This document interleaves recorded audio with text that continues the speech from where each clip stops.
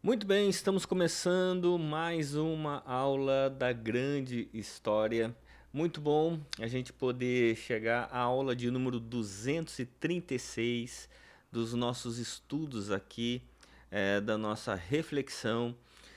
Excepcionalmente hoje a aula está sendo gravada.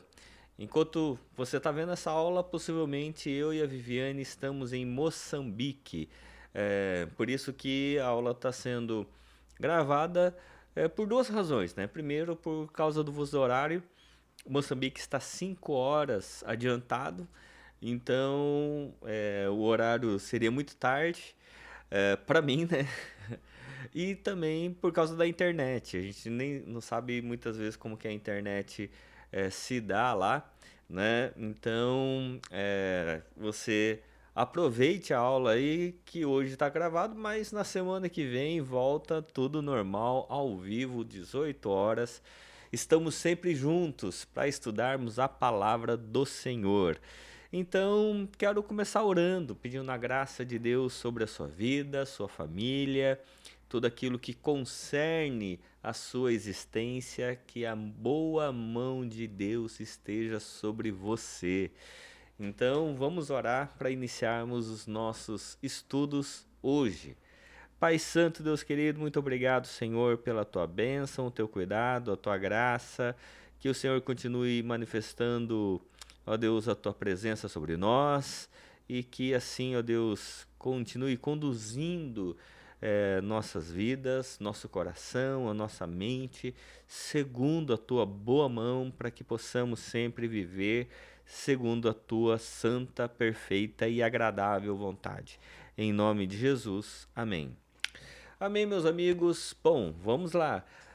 Você pode estar estranhando o título do nosso estudo hoje é Apocalipse 12. E por que que você pode estar estranhando? Porque você que acompanha aquele aluno assíduo, aluno assim, Caxias, que observa todas as coisas, pode falar, mas a gente já não estudou Apocalipse 12 semana passada, por que vamos estudar novamente? Pois bem, vamos estudar novamente porque esse texto ele traz consigo várias implicações, então ficaria muita informação para um estudo só. E eu quero detalhar mais algumas coisas. Na semana passada você viu muito sobre a mulher, o menino, o dragão, a gente fazendo vários aportes ali em relação ao texto de Gênesis, porque esse texto é um texto chave aqui em toda a nossa compreensão em Apocalipse, porque você já viu na semana passada que essas três figuras, a mulher, o menino e o dragão, eles fazem eco lá com o texto de Gênesis, da criação. Quando você tem ali Deus criando todas as coisas, colocando o homem e a mulher no Éden para serem os vice-gerentes de Deus, e aí de repente a mulher desobedece, o homem desobedece, o primeiro casal, os nossos primeiros pais desobedecem, e aí você tem na sequência a entrada da serpente, né? Que vai ter uma promessa muito importante, que o filho da mulher pisaria na cabeça da serpente. A partir dessa conexão, você tem três figuras muito importantes em toda a revelação bíblica. A mulher, que por meio dela vai vir o menino que é a promessa da redenção, da salvação, a promessa de uma restauração de todas as coisas.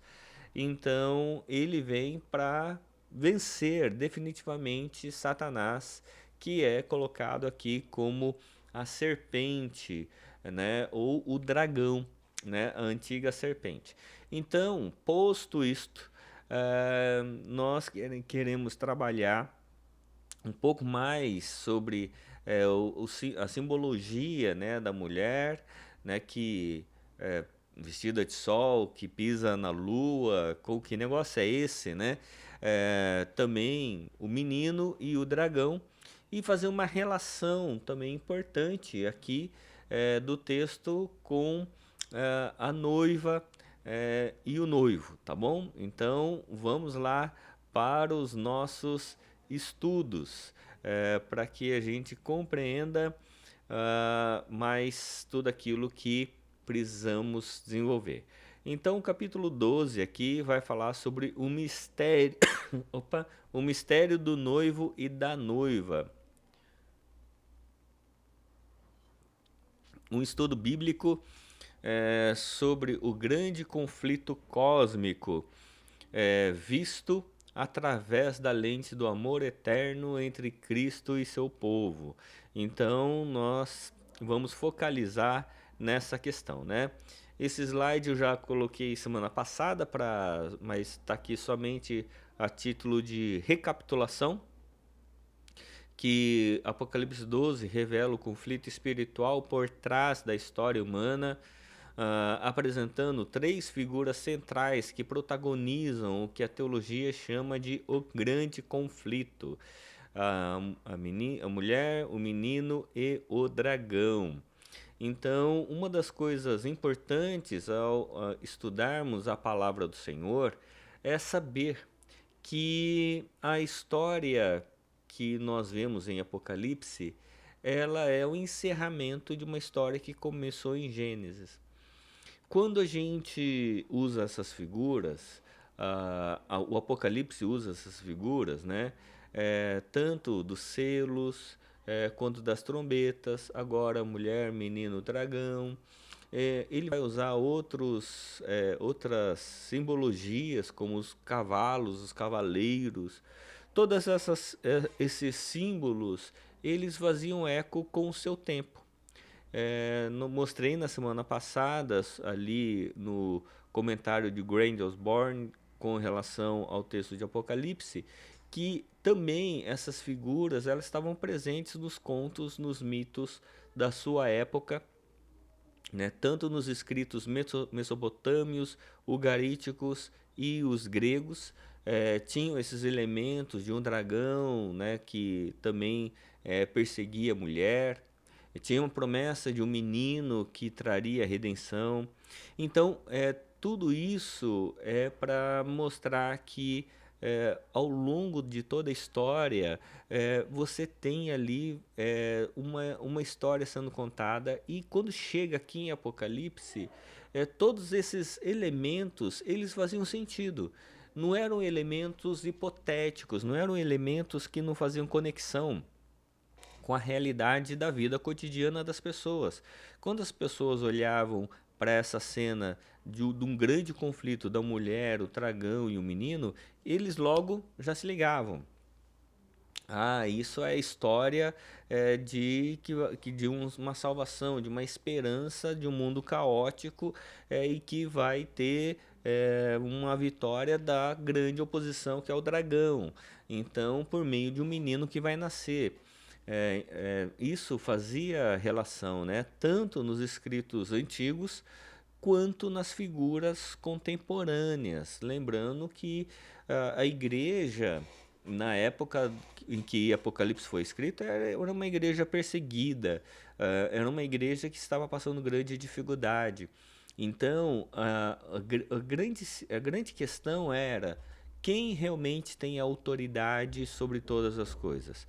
Para os gregos, era o império que estava em curso. Para a época romana, né? Era o império que estava em curso, era César, era o imperador, era o semideus, como o imperador, que tinha poder sobre tudo e sobre todos. Poder para matar, poder para conquistar, poder sobre tudo. E quando Deus vai se revelar, então ele se revela como aquele que é o Senhor, que está no trono, nos capítulos 4 e 5. E aí mostra de fato quem era o Senhor dos senhores, o Rei dos reis, que é Jesus Cristo, nosso Senhor. Então, é importante a gente ter essas conexões em mente para que a gente perceba que Apocalipse não é um livro obscuro que ninguém entendia na época. O Apocalipse era um livro de esperança que mostrava que, de um lado, havia um rei soberano e que, embora o Império Romano estivesse perseguindo a igreja, embora o Império Romano estivesse matando gente, fazendo os mártires da igreja, Deus não perdeu o controle. Deus continuava soberano sobre tudo e sobre todos, e que o verdadeiro rei é aquele que está no trono, com os anjos cantando ao seu redor, dizendo: Santo, Santo, Santo é o Senhor dos exércitos. E toda a terra está cheia da sua glória, e ele haverá de se manifestar para a consumação de todas as coisas. E quando isso acontecer, ele mesmo vai enxugar a lágrima de todas as pessoas e tirar toda a dor, e naquele dia não vai ter mais morte. Então, de um lado vai ter esse rei, né, que vai se revelar, e de outro lado vai ter a concretização da vitória sobre todo o império maligno.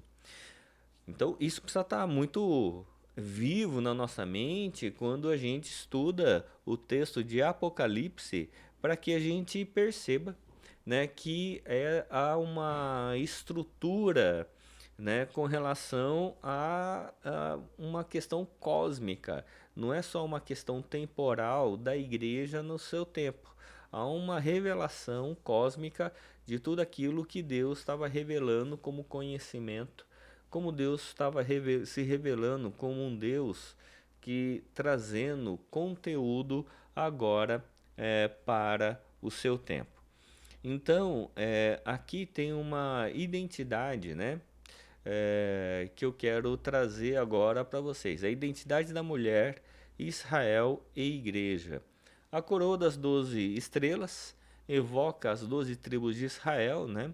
A aliança do Antigo Testamento, o poder de onde o Messias viria, né? Os 12 apóstolos do Cordeiro fundamentam a noiva no Novo Testamento, a igreja edificada sobre o testemunho dos apóstolos, e o povo da aliança.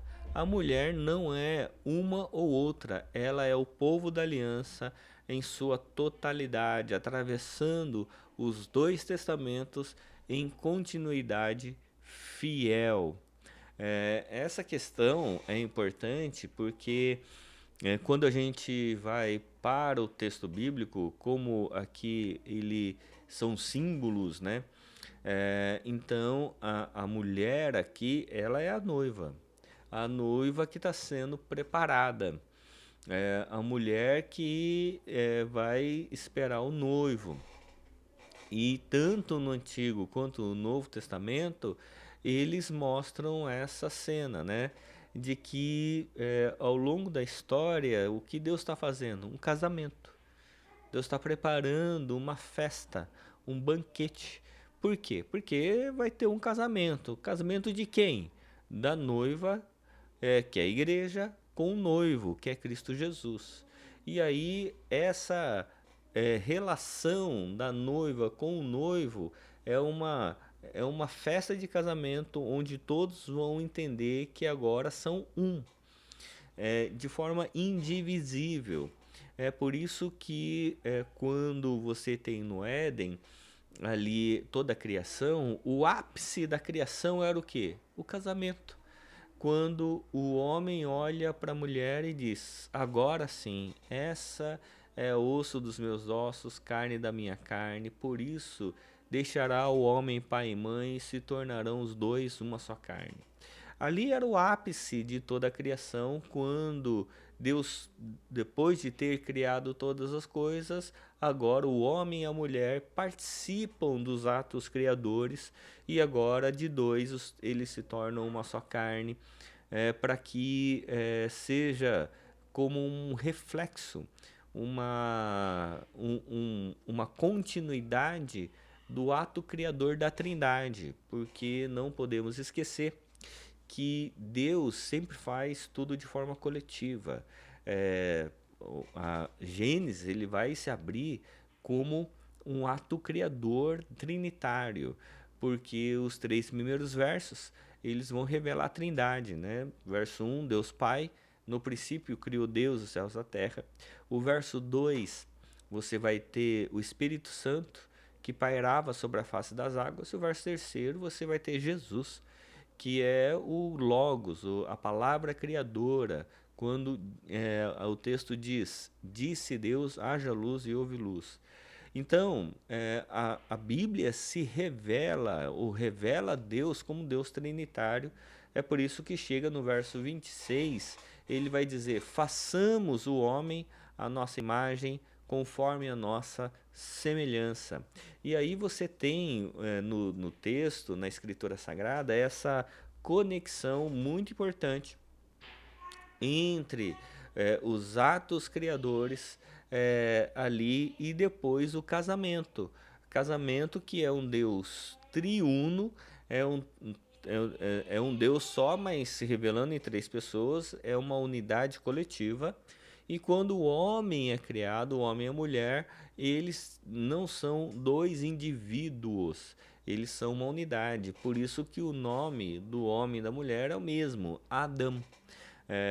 Que é humanidade. A mulher só vai passar a ter nome próprio depois da queda, né?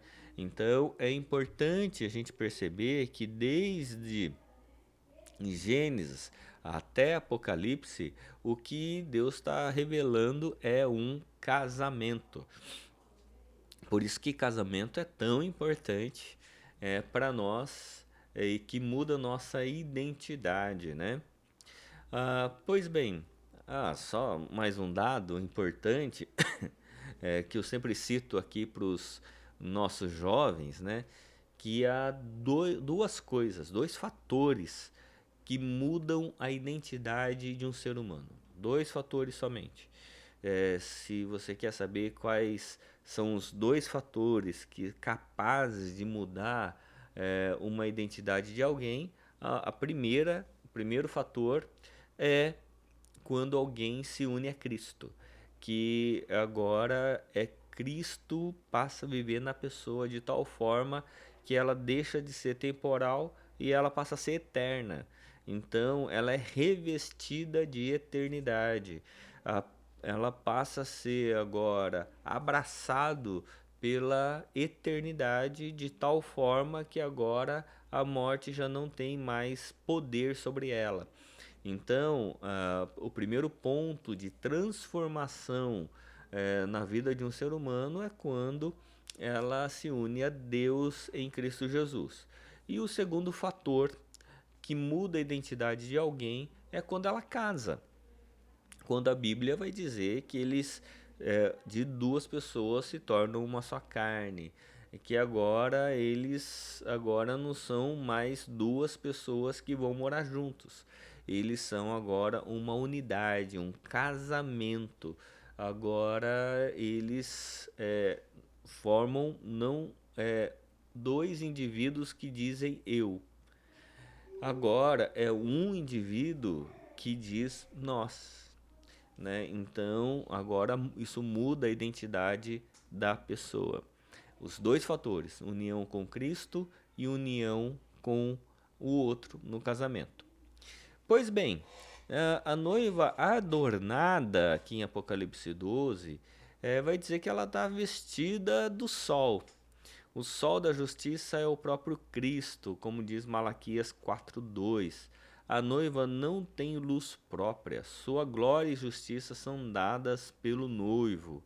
E a lua sob seus pés, ela está acima das coisas passageiras e transitórias do mundo, o temporal não mais a domina. E ela é identificada pelo noivo. A noiva é reconhecida pelo esplendor que recebe, ela brilha com a luz dele. Então é muito importante isso. Mas ainda, o filho homem, a vitória do noivo em Apocalipse 12, verso 5. O texto vai nos dizer assim, o verso 5: ela deu à luz um filho, um homem, que governará todas as nações com cetro de ferro. Seu filho foi arrebatado para junto de Deus e de seu trono. Então, muito interessante aqui que o texto ele reafirma, é um filho, um homem, né? Por quê? Porque era a promessa que o filho da mulher pisaria na cabeça da serpente. O noivo que conquista, né? O filho é homem, é Jesus Cristo. Sua vida, morte, ressurreição e ascensão resumidas em um único versículo de poder extraordinário. O dragão tentou devorar o noivo, Herodes, a traição, a cruz, mas ele triunfa e ascende ao trono, garantindo a salvação e a segurança eterna de sua noiva. Então é interessante, né? Porque quando a gente tem essa cena, o filho da mulher que depois se torna o noivo, e ele quem é a promessa, né? Dessa é, relação em que todas as coisas vão encontrar sentido.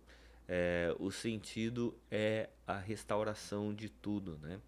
É por isso que nos versos 6 e 14, quando vai falar sobre o deserto, é o tempo do noivado, né? É o lugar da intimidade. Eu atrairei para o deserto e lhe falarei ao coração, como diz Oséias 2,14. O período da espera, 1260 dias, que dá em torno de 3 anos e meio, metade do que é o 7, que é o perfeito, né? Simboliza a era atual da igreja, um noivado espiritual entre a primeira e a segunda vinda de Cristo e o sustento do noivo. A palavra, o espírito e a ceia, o maná no deserto moderno para a noiva em espera. Ou seja, a gente pode estar no deserto, mas o que acontece é que o Senhor é quem nos guarda, é o Senhor quem cuida de cada um de nós. Ainda, os versos 13 a 17, o filho triunfa e sobe ao céu. E aqui é interessante, tentei fazer um grafiquinho aí, né, que mostra o roteiro, né? O filho triunfa na cruz, sobe o céu, o dragão é expulso do céu, não pode mais atingir Cristo diretamente, né? E aí ele ataca quem? Ataca a noiva, que Cristo ama. E começa a perseguição à igreja, é a única forma de ferir o noivo. E por que a noiva? Ele foi derrotado pelo filho, expulso do céu, o inimigo não pode mais atingir Cristo diretamente. Então ele ataca a noiva que ele ama. Perseguir a igreja é a única forma que resta ao dragão de tentar ferir o noivo. O ódio ao povo de Deus é, em sua raiz, ódio a Cristo. Por isso que a partir de agora o que nós temos é a perseguição à igreja. É nesse sentido que a Bíblia, quando vai falar sobre as palavras mais importantes de Jesus a nós, ele vai falar em termos de felicidade ou de bem-aventurança. Somos nós. Quem? Os pobres de espírito, os caluniados, os perseguidos, os que têm fome e sede de justiça, aqueles que são muitas vezes marginalizados. Feliz, portanto, somos nós porque temos Cristo Jesus, e ao termos Cristo e sermos considerados igreja, então nós inevitavelmente nós vamos ser perseguidos. Perseguidos porque há um ódio de Satanás contra a igreja, que em última análise é um ódio contra Jesus. Mas como Jesus já venceu, então quem que Satanás pode atacar? A igreja. E é por isso que a igreja sempre vai ser tida como uma igreja perseguida. A igreja é perseguida não só nos países onde não há liberdade religiosa, ela sempre é perseguida, né? E perseguição sempre, muitas vezes, explícita ou às vezes implícita, mas ela sempre vai ser perseguida, porque o evangelho, ele incomoda, não é? Então, se você crê em Cristo e você faz as coisas corretas, você pode ser perseguido no seu trabalho porque você não, não paga e não pega propina. Você vai ser perseguido porque você fala a verdade. Você vai ser perseguido porque você não dá risada quando as pessoas fazem brincadeiras que desumanizam alguém, né? Então, para nós, nós temos compromisso com a verdade e não compromisso com apenas a aprovação das pessoas, e a gente vai ser perseguido sempre. Por quê? Porque isso revela o ódio de Satanás contra a sua igreja. E aí tem as asas da águia, a proteção do noivo, o eco do Sinai. Como os levei sobre asas de águias e os trouxe para mim, em Êxodo 19:4, Deus tira Israel do Egito para casar-se com a nação no Sinai. O padrão se repete: o noivo sempre providencia escape e graça para que a noiva não seja destruída pelo mundo. O padrão do êxodo se cumpre na igreja. E a presença e não ausência. A proteção não é ausência de perigo, é presença garantida no meio dele. O noivo está com a noiva no deserto. Isso é extremamente importante. E um outro dado muito interessante é que o Espírito Santo é o preparador da noiva. O noivo foi preparar lugar em João 14, versos 2 e 3. Cristo ascendeu para preparar a morada eterna, mas deixou o Espírito Santo para preparar a noiva. Purificação no deserto, o Espírito sustenta, santifica e mantém a noiva viva e fiel durante todo o período de espera. Ele não está, ela não está sozinha. O Espírito e a noiva dizem: vem. Apocalipse 22, verso 17. O Espírito e a igreja clamam junto pelo retorno do noivo, um único clamor de amor e saudade. Então, nesse sentido, todos nós cremos no Espírito Santo. Nós somos uma igreja que crê no Espírito Santo, na ação do Espírito Santo em todo o tempo. Há um erro de achar que quem crê no Espírito Santo é pentecostal. Todos nós somos de Pentecostes, né?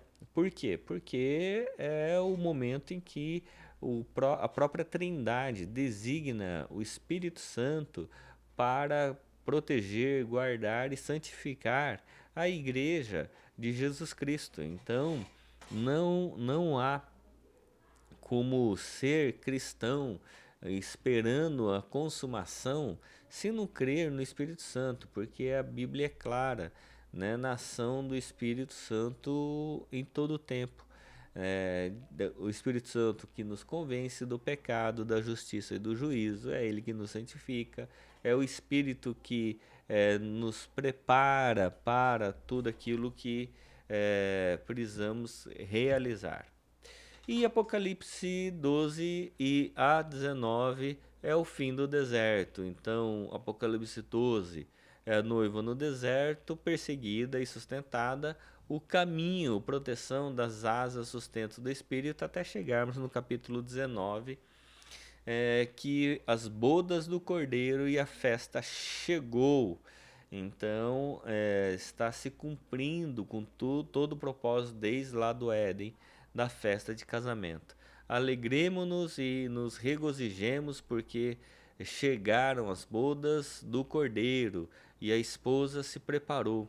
Apocalipse 19, versos 7 a 9. O deserto não é o destino, é o caminho. A festa das bodas do Cordeiro, sim, é o destino.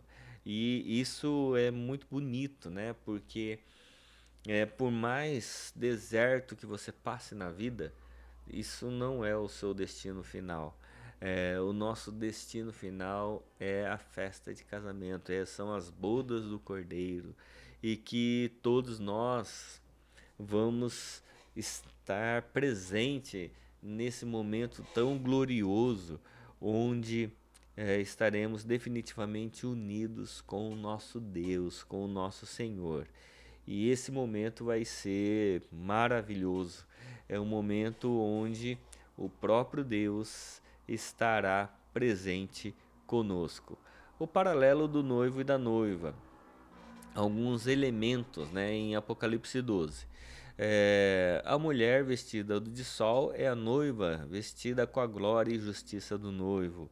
O arrebatamento do filho, o noivo triunfando e indo preparar lugar para as bodas. O deserto, o noivado atual, espera dependência e sustento divino. As asas da águia, a proteção do noivo, graça no meio da perseguição. E o ataque do dragão, ódio ao noivo manifestado como perseguição à noiva. E por fim, o que você pode perguntar, né? Tá, e o que que eu faço com isso? Bom, primeira coisa, o deserto hoje. Em que aspectos você sente que a igreja está no deserto? E como o noivo está sustentando nesse período? Isso é importante porque às vezes a gente acha que a vida no deserto é uma vida só de privação, né? Não, a vida no deserto é uma vida quando a gente às vezes tem dinheiro, a gente tem casa, a gente tem comida, a gente tem tudo, mas por vezes o deserto ele não é material, ele é emocional. E aqui na clínica psicológica eu atendo várias pessoas que muitas vezes têm muito recurso, mas passa por desertos muito duros internamente. Então, é isso que a gente precisa sempre considerar. A perspectiva da noiva. Como a imagem da noiva amada muda sua perspectiva sobre a perseguição e o sofrimento cristão. Você se vê sendo preparado para a consumação de todas as coisas? Às vezes a gente se prepara para tantas coisas, se prepara para o trabalho, né? A gente se prepara para o vestibular, a gente se prepara para tantas coisas, mas o maior preparo que precisamos ter é com relação à nossa fé e se nós estamos preparados para nos encontrar com Deus, sabendo que nós vamos prestar contas de tudo que temos e que somos. E quando formos prestar contas, cada um de nós precisa dizer não só no que nós cremos, mas como nós vivemos o que cremos. E preparando-se para bodas, o que significa na prática se preparar para as bodas do Cordeiro? Pois bem, tem vários aspectos para a gente se preparar. Alguns vão reduzir esse preparo no aspecto moral, de fazer o que é certo. Fazer o que é certo, não defraudar, não mentir. E aí você tem uma lista de situações morais. Tem questões espirituais que tem a ver com ah, oração, leitura bíblica, santificação, são questões espirituais. Mas há também questões missionais, ajudar o próximo, plantar a igreja, evangelizar, todas essas coisas. E há questões existenciais, de ser uma nova criatura, de agora entender que agora a vida é totalmente para a glória de Deus. E há questões, inclusive psicológicas, né? De você saber que agora você vive para Deus e psicologicamente nós não vivemos mais para nós mesmos. Pois bem, de que maneira você tem se preparado? Alguns vão se preparar de um jeito ou de outro, mas um mais correto é a gente se preparar em todos esses aspectos, para que a gente possa dizer ao nosso Deus que a nossa vida está nas mãos dele. É para Ele que nós vivemos, é nele que nós vivemos e não há outra maneira de se viver a não ser como uma igreja que está se preparando para se encontrar com Cristo Jesus. Tá bom? Que Deus assim os abençoe, continue guardando, manifestando graça, virtude sobre todos vocês e que possamos juntos sempre sermos a igreja que Deus quer que a gente seja. Deus abençoe. Em nome de Jesus. Amém.